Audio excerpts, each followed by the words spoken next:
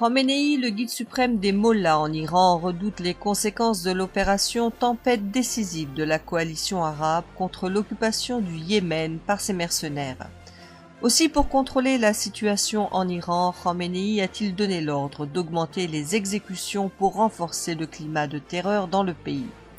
Il a également ordonné à la force Quds, son bras armé à l'étranger, de charger ces terroristes du groupe irakien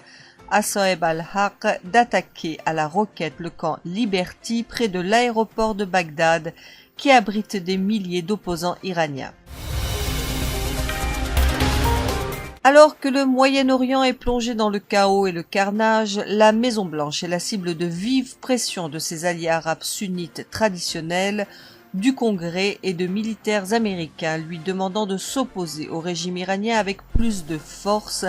en raison de son soutien aux milices et aux groupes terroristes, écrit le Washington Post.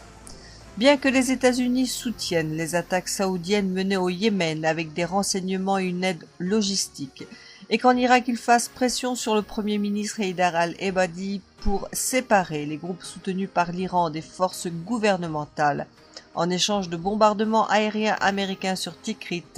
les critiques contre l'administration américaine pensent que la pression pour forcer Washington à s'opposer au régime iranien est bien tardive.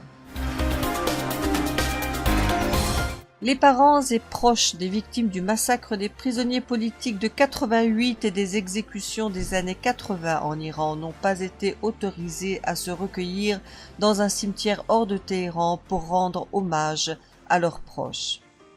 La police et les services de renseignement ont empêché les familles de se rassembler au cimetière de Khovaran, immense charnier des exécutions politiques. Or, c'est la tradition de célébrer les morts le dernier vendredi des 13 jours que durent les fêtes du Nouvel An iranien, année qui a commencé le 21 mars.